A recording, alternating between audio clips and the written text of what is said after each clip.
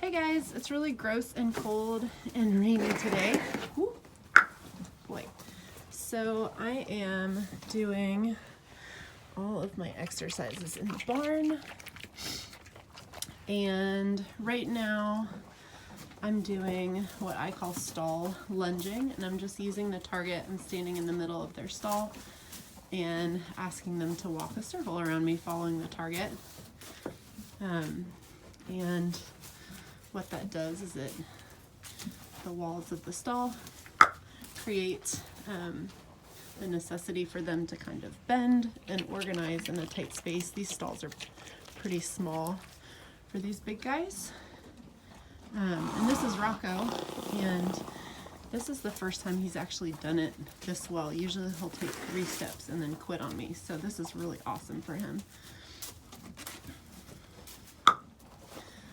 I really like this activity because it's something that you don't need a lot of space for.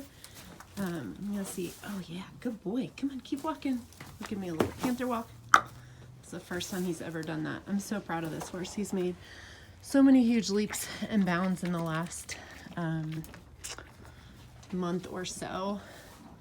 I'm serious, last time I tried to do this with him, he would take 2 steps and then just stop and stare at me like I was crazy. So his agility is coming up.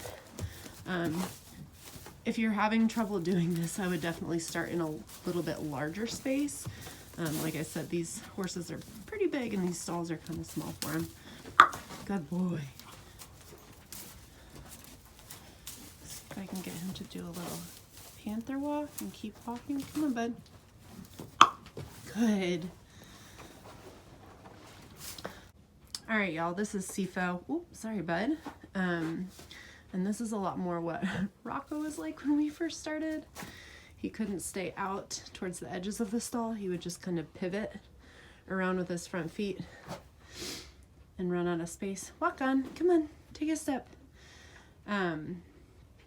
So this is Sifo. I don't work with him that consistently, but I brought him in to feed, so I figured I would try and just kind of show you what it might look like to start out, because he's very hesitant. He's also super long, and so this is a really tight space.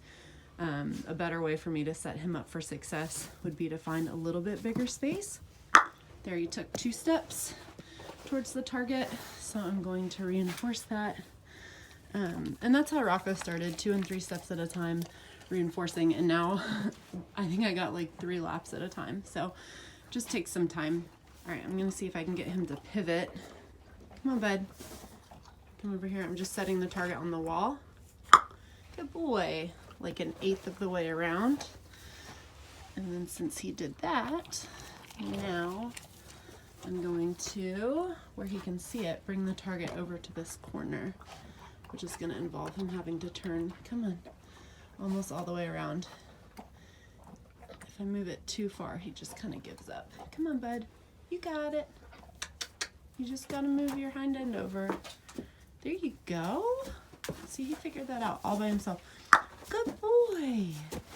And that's the beauty of this, if you're patient enough to not over cue them to help them turn around, is that they will self-organize and figure out what they need to do to make it around the corner.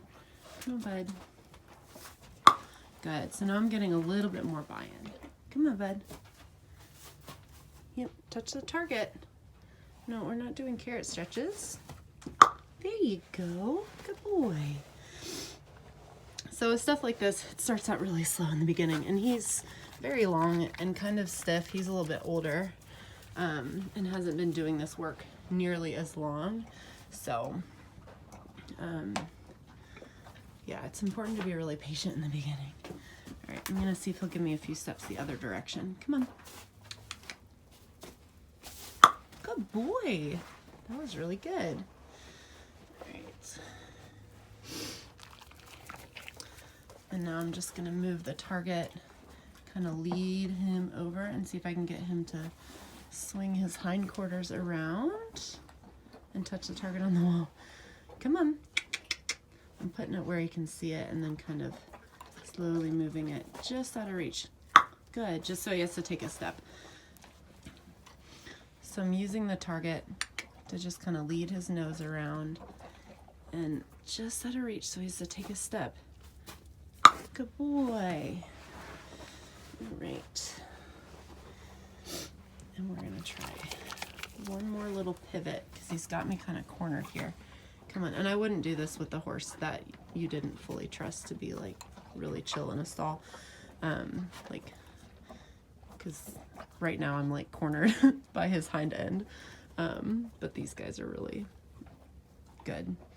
Come on, bud, just one step. So he feels stuck, so he's walking away, and that's fine. So I'm gonna call it a day, but that was a really good try for him. Good boy, Sifo. All right, last but not least, we have Finnick, and oh, he wants to do crunches. Hey, come on. Can you? Oh, he's like going right out the gate with some panther walks. Good boy. Sometimes he likes this, and sometimes he just like stares at me like he doesn't want to do it. All right, let's switch directions.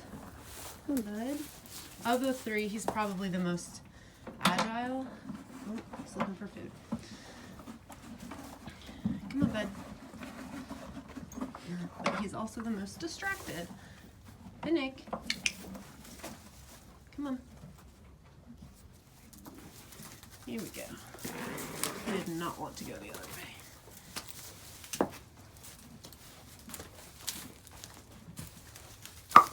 Good boy. So obviously doing this in the exaggerated big walk is a lot more challenging than just walking normally.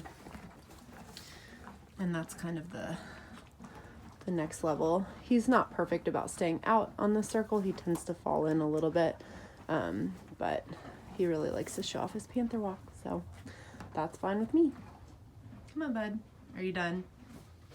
Yeah, I think he's done. He wants to do his crunches.